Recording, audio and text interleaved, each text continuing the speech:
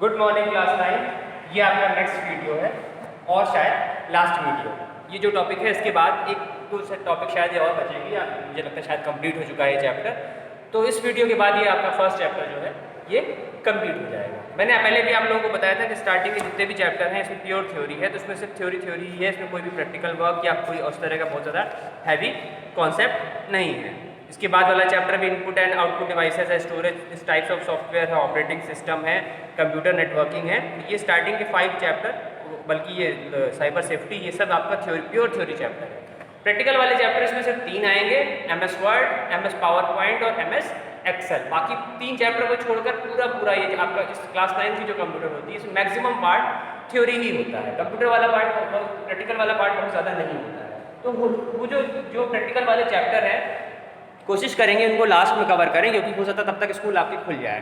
तो जब तक स्कूल नहीं खुले हैं तब तक हम ये इजीली वीडियोस के थ्रू इनको कवर कर सकते हैं, क्योंकि इसमें प्योर तो वैसे भी अगर क्लास स्कूल चल भी रहे होते तो भी इसमें लेक्चर्स ही चलते हैं, इसमें कोई प्रैक्टिकल वर्क है ही नहीं। जितना भी पार्ट है सब थ्योरी ही है, जो आपने पहले कुछ पढ़ा है कुछ इसमें नया है और कुछ थोड़ा सा इसमें और ज़्यादा एक्सप्लेन किया गया, बहुत ज़्यादा मतलब डिटेल में और एलैबोरेट करके बताया गया। ठीक है, तो यहाँ पर जो लास्ट आपका टॉपिक है वो है overview of communication technologies. Communication technologies का एक ओवरव्यू दिया जा रहा है। हालांकि इस चैप्टर की डिटेलिंग जो है वो आगे कंप्यूटर नेटवर्किंग वाले चैप्टर में ज़्यादा और डिटेल में बताई जाएगी। तो इसमें कुछ जो पॉइंट्स आपकी बुक में दिए हैं उनको मैं एक्सप्लेन करूँगा।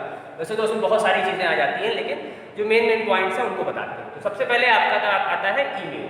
ठीक है, ये ईमेल आप लोगों ने पहले भी सुना है ना, यूज भी किया है, देखा भी है। इससे पहले कई क्लास 7 में और क्लास 8 में मैंने ईमेल अकाउंट भी बहुत सारे बच्चों के खुद से भी क्रिएट किए हैं और बहुत सारे बच्चों ने खुद से अपने आप से भी बनाए हैं, मैंने खुद कई लोगों के क्रिएट किए हैं। तो ईमेल का मतलब होता है इलेक्ट्रॉनिक मेल। देखो मेल का मतलब क्या होता है, मेल का मतलब होता है कि लेटर या एप्लीकेशन जो भी हार्ड कॉपी के फॉर्म में होती है उसको मेल बोलते हैं। लेकिन जब अगर वही चीज़ इलेक्ट्रॉनिकली होने लगे, मतलब इंटरनेट का यूज़ करके वही चीज़ अगर होने लगे, तो वो हो जाती है हमारी इलेक्ट्रॉनिक, वही हमारी ईमेल में आ जाती है। देखो इसमें सबसे पहले क्या आता है कि जैसे कि आप लोगों ने देखा होगा कि जो डाक विभाग की गाड़ी होती है, मतलब पोस्ट ऑफिस की जो गाड़ी होती है, उसमें आगे के टाइम पर मेल, हिंदी में ही मेल लिखा होता है। तो मेल वही है, तो वही चीज़ मेल वही चीज़ है कि जो लेटर्स हैं, एप्लीकेशंस हैं जो ट्रैवल करते हैं वो पोस्ट ऑफिस के थ्रू, तो उनको मेल्स कहते हैं। लेकिन सेम अगर वही चीज़ हमारी इंटरनेट के थ्रू यूज़ होगी तो वही हमारी ईमेल में आ जाए। ईमेल में होता क्या है, ईमेल में आप लोगों को सबने देखा हुआ है कि उसमें हर किसी को एक ईमेल आईडी क्रिएट करनी होती है। वो ईमेल आईडी और यूज़र और पासवर्ड आपको वो कंपनी प्रोवाइड करती है जिसके थ्रू आपने बनाया है। नॉर्मली जीमेल का यूज़ सब लोग करते हैं, बहुत सारे लोगों के पास होगा भी, और अगर नहीं भी है तो आप बनाना जरूरी होगी। जो क्लास 9 का जो आपका फॉर्म भरा जाएगा उसमें भी एक मेल आईडी की ज़रूरत पड़ती है। अब की बार भी जो भी रिजल्ट आया था वो मेल पर भी आया था, मैसेज पे भी आया था और स्कूल में डायरेक्ट तो आया ही था और नेट पे तो आया ही था। तो मेल आईडी की ज़रूरत हर किसी को पड़ेगी। क्लास 9 में हर जो भी आप लोग 10th में रजिस्ट्रेशन होगा उसमें एक मेल आईडी की ज़रूरत रहती है। वो मेल आईडी आपकी अपनी भी हो सकती है या आप अपने घर में किसी गार्जियन की भी दे सकते हैं। ठीक है, तो किसी भी तरह की कम्युनिकेशन के लिए आज के टाइम पर ईमेल का होना बहुत ज़रूरी होता है, क्योंकि कारण क्या है कि विदिन अ सेकेंड लेटर जो होते हैं उनको एक जगह से दूसरी जगह ट्रैवल होने में 15 दिन लग सकता है, 1 महीना लग सकता है, लेकिन मेल्स को सिर्फ सेकंड्स लगते हैं उसको एक जगह से दूसरी जगह जाने के लिए। तो अगर ऑल ओवर वर्ल्ड कहीं पर भी कोई डॉक्यूमेंट डिलीवर करना है, किसी तरह की कोई एप्लीकेशन भेजनी है, कोई लेटर भेजना है, तो आपको डायरेक्टली आप लोग विदिन अ सेकेंड उसको वहाँ दे सकते हैं। लेकिन उसके लिए हर किसी के पास मेल आईडी होनी चाहिए। जो भेज रहा है उसके पास भी मेल आईडी होनी चाहिए और जिसके पास हमको भेजना है उसकी मेल आईडी भी हमको पता होनी चाहिए। ठीक है, बाकी इसकी डिटेल में जब ये पार्ट जो है वो नेटवर्किंग वाले चैप्टर में और डिटेल में आएगा। यहाँ पर थोड़ा सा उसको ओवरव्यू दिया गया है।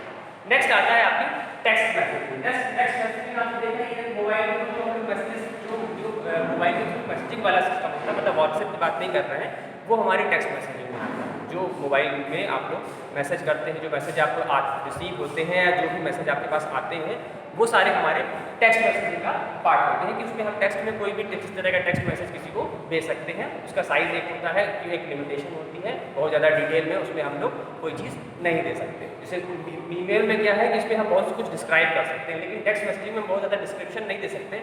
हालांकि उसकी रेंज होती है, अच्छी खासी बड़ी होती है, उसमें अच्छे खासे हम लिख सकते हैं, लेकिन नॉर्मली थोड़ी बहुत इन्फॉर्मेशन के लिए टेक्स्ट मैसेजिंग का यूज़ किया जाता है। वो आप सबने देखी है क्योंकि वो मोबाइल में हर सबके पास अवेलेबल रहती है।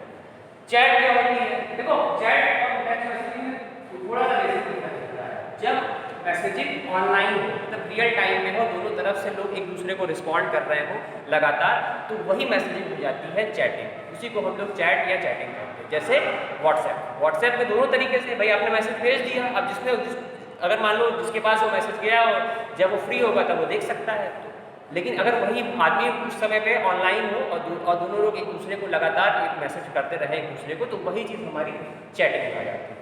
देखो ये चैटिंग वाला पार्ट जो है ये नया नहीं है। ये जब भी इंटरनेट स्टार्ट हुआ था, जब से मतलब मैंने इंटरनेट देखा है काफ़ी, मतलब 99 या 98 की बात है, तो उस समय भी चैटिंग के ऑप्शन होते थे, लेकिन तब वेबसाइट्स के थ्रू चैटिंग होती थी। अगर दो लोगों को चैटिंग करनी है, एक साथ मैसेजिंग करनी है, क्योंकि मोबाइल तो उस समय बहुत रेयर किसी के पास होते थे, तो दोनों को एक ही टाइम पर इंटरनेट से कनेक्ट होना पड़ता था। दोनों लोग साइबर कैफे में जाएंगे, ऑनलाइन होंगे, तब एक दूसरे से चैटिंग कर सकते थे। तो ये कोई नई चीज़ नहीं है, पुरानी है, लेकिन आज वो हमारी लाइफ में पूरी तरह से यूज़ होती है, क्योंकि इसका सबसे जो ईजी कॉन्सेप्ट है वो है आपका व्हाट्सएप। वीडियो कॉन्फ्रेंसिंग क्या होती है? वीडियो कॉन्फ्रेंसिंग तब तक मेरे लिए बताना मुश्किल था जब तक आप लोगों ने नहीं देखा था। अब जो भी आपकी क्लास हो रही है गूगल मीट के थ्रू या जियो मीट के थ्रू, वो सब आपका वीडियो कॉन्फ्रेंसिंग ही है। जो भी मैं तो वीडियो प्रोवाइड कराते हैं, तो ये वीडियो कॉन्फ्रेंसिंग नहीं है। लेकिन बहुत सारे टीचर्स जो आपके जैसे एसएसटी में है या अदर सब्जेक्ट्स में है, तो उसमें क्या होता है कि वो जियो मीट के थ्रू या गूगल मीट के थ्रू क्लास होती है। जैसे मलिक सर क्लास लेते हैं, हितेश सर क्लास लेते हैं, तो ये लोग जियो मीट और गूगल मीट का यूज़ करते हैं। तो वो जो क्लास आपकी चल रही है वो प्योर एग्जाम्पल है वीडियो कॉन्फ्रेंसिंग का। रियल टाइम में दोनों जो सारे लोग मिलकर एक साथ एक जगह, मतलब अलग अलग जगह पे बैठे हुए एक दूसरे से कम्युनिकेट कर रहे हैं। वो क्लास के लेवल पे भी फायदे मतलब यूजफुल है, और बहुत सारी मीटिंग भी बहुत सालों से बहुत सारी बड़ी बड़ी कंपनीज में बहुत सारी मीटिंग जो है वो ऑनलाइन चल रही है। आज के टाइम में तो कोई दूसरा तरीका ही नहीं। आजकल तो जितनी भी मीटिंग हो रही है किसी भी ऑफिस में, स्कूल में, सब कुछ ऑनलाइन हो रहा है। तो वो जो आपकी ऑनलाइन क्लास चल रही है वो सबसे बेसिक एग्जाम्पल है आपकी वीडियो कॉन्फ्रेंसिंग में। जितनी भी ऑनलाइन क्लास चल रही है, मतलब वीडियो वाली नहीं, जो गूगल मीट या जियो मीट का यूज़ करके चल रही है, वो हमारा वीडियो कॉन्फ्रेंसिंग के अंतर्गत आता है। ब्लॉग्स क्या होते हैं? ब्लॉग्स में भी दो होते हैं, एक होती है ब्लॉगिंग, एक होती है माइक्रो ब्लॉगिंग। ठीक है, ये दोनों आपने नाम नहीं सुने हैं, इनका कहीं ना कहीं का आपको समझ में आ जाएगा। blogger.com करके एक वेबसाइट है जो ब्लॉगिंग की फैसिलिटी प्रोवाइड कराती है। तो जो ट्विटर है वो हमारा आता है माइक्रो ब्लॉगिंग। ठीक है, तो ये ट्विटर और blogger.com ये दोनों ब्लॉगिंग ही होता है। देखो जो कुछ ऐसी वेबसाइट्स होती हैं जो हमें ऐसी चीज़ प्रोवाइड कराती है जहाँ पर हम कुछ भी लिख सकते हैं और वो लिख कर हम पोस्ट कर सकते हैं। जो लोग हमसे जुड़े हुए हैं या जो लोग हमको फॉलो कर रहे हैं इंटरनेट पे, वो लोग उस चीज़ को पढ़ सकते हैं। तो मेरी भी जनरल यूज़र का तो उतना ज़्यादा नहीं होता, लेकिन जो बड़े बड़े लोग हैं, जो मतलब साइंटिस्ट हैं या जो इंडस्ट्रियलिस्ट है या एक्टर एक्ट्रेसेस हैं या जो बड़े बड़े राजनेता लोग हैं, तो वो लोग, उनका अपना ट्विटर अकाउंट होता है। उस ट्विटर अकाउंट के थ्रू वो लोग कोई चीज़ पोस्ट करते हैं, तो फिर लोग उस पर कमेंट करते हैं, अलग अलग रिएक्शन देते हैं। तो वही चीज़ है, ब्लॉगिंग वही है। ट्विटर क्या है? इसको माइक्रो ब्लॉगिंग कहा जाता है। ट्विटर भी उसी का पार्ट है, लेकिन उसको माइक्रो ब्लॉगिंग कहा जाता है क्योंकि इसमें लिमिटेशन होती है, इसमें बहुत ज़्यादा नहीं लिख सकते। लेकिन blogger.com जो है बहुत सालों से चल रही है, इसमें आप ज़्यादा डिटेल में लिख सकते हैं, मतलब बड़े बड़े आर्टिकल लिख सकते हैं, 2-3 पेज के आर्टिकल लिख सकते हैं। लेकिन ट्विटर पे ऐसा नहीं है। ट्विटर पे जो एक मैसेज आता है जिसको ट्वीट बोलते हैं, तो उसकी एक लिमिटेशन होती है, 256 कैरेक्टर्स की होती है। 256 कैरेक्टर से ज़्यादा उसमें नहीं लिख सकते। नॉर्मली लोग 1, 2, 3, 4 लाइन लिखते हैं, लेकिन थोड़ा हम 256 अल्फ़ाबेट्स तक हम उसमें यूज़ कर सकते हैं। स्पेसेस भी उसमें काउंट होगा, ऐसा नहीं कि स्पेसेस नहीं काउंट होगा। लेकिन जो blogger.com के थ्रू हम 3, 4, 5 पेज की पूरी स्टोरीज, पूरा आर्टिकल जितना चाहे वो उतना हम लिख सकते हैं। ठीक है, विकीज से क्या मतलब है? एक वेबसाइट है विकिपीडिया। ठीक है, आप लोगों ने देखा होगा, ये विकिपीडिया वेबसाइट है, ये विकीज का एक एग्जाम्पल है कि विकिपीडिया वेबसाइट पे आपको किसी भी तरह की इंफॉर्मेशन, किसी भी इंसान से रिलेटेड, जो भी फेमस लोग हैं, सबकी नहीं होगी, कोई फेमस पॉलिटिशियन है, कोई फेमस स्कूल है, कोई फेमस कॉलेज है या कोई फेमस हॉस्पिटल है, तो उन सब के बारे में उस पर डिटेल अवेलेबल रहती है। तो जो चाहे वो टीवी इंडस्ट्री के लोग हो, चाहे वो फिल्म इंडस्ट्री के लोग हो, चाहे वो पॉलिटिक्स से रिलेटेड लोग हो, कोई राइटर हो, कोई IAS ऑफिसर हो, अगर वो थोड़े भी फेमस है तो उनके अपने पेजेस क्रिएट होते हैं। ठीक है, उन पेजेस पे उन पर काफ़ी हद तक बहुत सारी डिटेल उस पर अवेलेबल रहती है। ठीक है, तो ये विकिपीडिया वेबसाइट हमें एक तरह का इंसाइक्लोपीडिया है। इंसाइक्लोपीडिया का मतलब कि वो बहुत सारी इंफॉर्मेशन हमें प्रोवाइड कराती है किसी भी इंसान के बारे में, किसी भी चीज़ के बारे में। आप किसी भी टॉपिक के बारे में पता कर सकते हो विकीपीडिया का यूज़ करके। भाई अगर आपको मैथमेटिक्स की हिस्ट्री जाननी है कि मैथमेटिक्स कहाँ से स्टार्ट हुई, कैसे कैसे चीज़ें उसमें हुई, किस तरह से डेवलप होते हुए यहाँ तक मैथ्स पहुँची है, तो वो आप विकीपीडिया में मैथमेटिक्स डालोगे तो उस मैथमेटिक्स का अपना पेज खुलेगा, उसमें वो बताएगा कि कहाँ कहाँ कौन कौन सी जो सिविलाइजेशन थी वो मैथमेटिक्स का यूज़ करती थी, उसमें कैसे कैसे यूज़ होता था, कहाँ डेसिमल का इन्वेंशन हुआ, कहाँ जीरो का इन्वेंशन हुआ, सारी चीज़ें उसमें डिटेलिंग रहती है। किसी इंसान के बारे में मान लो आपको नरेंद्र मोदी के बारे में कुछ जानना है, तो नरेंद्र मोदी की जो पर्सनल डिटेल है या और बहुत सारी ऐसी डिटेल हैं जो नॉर्मली अवेलेबल नहीं रहती हैं, वो आप विकीपीडिया का यूज़ करके वो सारी डिटेल्स जान सकते हैं। तो किसी भी फेमस पर्सनैलिटी के बारे में आप उसमें जान सकते हैं। हर किसी की डिटेल नहीं होती है, आम पब्लिक जो होती है उनकी डिटेल उसमें नहीं होती है, लेकिन जो भी फेमस लोग हैं जिनको लोग जानते हैं उनकी डिटेलिंग वहाँ पे होती है। जैसे बाराबंकी के बारे में मैंने जो लोग पहले से पढ़ रहे हैं उनको याद होगा कि मैंने बाराबंकी शहर के बारे में उनको विकीपीडिया पे दिखाया था कि बाराबंकी में कौन कौन से तहसील आती है, बाराबंकी की पॉपुलेशन क्या है, बाराबंकी में कितने हिंदू हैं, कितने मुस्लिम हैं, और उसमें जो उनका जियोग्राफिकल एरिया कितना है, जो सिटी का एरिया है वो कितना है, जो ज़िले का एरिया है वो कितना है, कौन कौन सी रिवर है, कौन कौन सी मेन अट्रैक्ट चीज़ें हैं जो यहाँ पे मेन अट्रैक्शन है, तो वो सारी चीज़ें हमें उसके बारे में पता चल जाती है। बहुत सारी ऐसी डिटेल है, बहुत आप इसी शहर में रह रहे हो, बहुत सारी चीज़ें जानते हो शहर के बारे में, लेकिन अगर आप विकीपीडिया देखोगे बाराबंकी शहर के बारे में देखोगे तो उसमें और आपको बहुत सारी और डिटेल मिलेगी जो आपको पहले पता ही नहीं थी। तो ये बहुत यूज़फुल वेबसाइट रहती है। ऐप भी आता है इसका, आप इसको डाउनलोड कर सकते हो मोबाइल में, और किसी भी टॉपिक पे, चाहे वो साइंस से रिलेटेड हो, मैथ से रिलेटेड हो, कंप्यूटर से रिलेटेड हो, किसी और सब्जेक्ट से रिलेटेड हो, उसके बारे में आप उसमें जान सकते हो। लेकिन बार बार मैंने एक वर्ड यूज़ कर रहा हूँ कि हर किसी की नहीं होती है। जैसे अब हो सकता है कि उसमें बाराबंकी शहर के बारे में हो, लेकिन बाराबंकी में जो लोग हैं, जो जैसे डीएम बाराबंकी है, उनके बारे में कुछ इन्फॉर्मेशन मिल सकती है, जो लोग यहाँ पे जो बड़े बड़े नेता उनकी मिल सकती है, लेकिन ऐसा नहीं कि बाराबंकी में रहने वाले हर आम इंसान की इन्फॉर्मेशन उस पर अवेलेबल है। ठीक है, तो जो फेमस लोग होती हैं उनकी इन्फॉर्मेशन इन वेबसाइट्स पे अवेलेबल है। न्यूज़ ग्रुप क्या होते हैं? न्यूज़ ग्रुप का मतलब देखो कुछ ऐसी वेबसाइट्स होती हैं जहाँ पर न्यूज़ जिन पे न्यूज़ पब्लिश होती है, न्यूज़ वहाँ पर आपको न्यूज़पेपर में की जो न्यूज़ होती है वहाँ पर वो न्यूज़ आपको मिल जाती है। लेकिन उस न्यूज़ में होता क्या है कि उस न्यूज़ में मान लो कोई न्यूज़ आई, अब वहाँ पर जो लोग न्यूज़ ग्रुप से जुड़े हुए हैं वो लोग वहाँ पर बहस स्टार्ट कर देते हैं। जैसे आपने टीवी पे भी देखा होगा, टीवी पे बहुत बार किसी टॉपिक पे बहस होती है, बहुत सारे अलग अलग विशेषज्ञ लोग आते हैं और अलग अलग पार्टी से भी होते हैं और समाजसेवक भी होते हैं, अलग अलग लोग होते हैं, तो वो लोग करते हैं, मतलब बहस करते हैं। तो उसी तरह से ये एक ऑनलाइन बहस करने का एक मीडियम है। यहाँ पर अगर कोई न्यूज़ आती है, जैसे बहुत बार आपको सुनने में आता है कि ये एक्ट्रेस है, इस एक्ट्रेस ने ये कमेंट किया, उसके बाद इसको ट्रोल किया गया। तो ट्रोल किया गया क्या मतलब उसको नेगेटिव कमेंट उसके ऊपर पास किए गए। तो वो नेगेटिव कमेंट कोई सामने आकर नहीं बोलता है।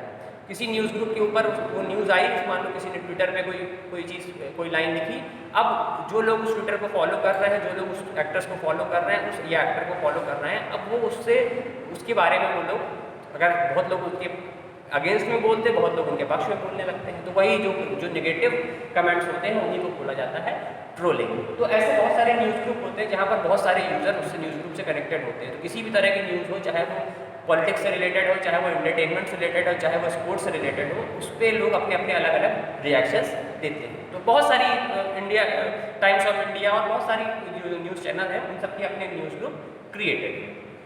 देखो लास्ट आता है डॉक्यूमेंट एंड कैलेंडर सर्विसेज। देखो जो गूगल मीट है उसमें क्या होता है कि उसमें एक बहुत बड़ी एडवांटेज है कि वो गूगल मीट में मान लो अगर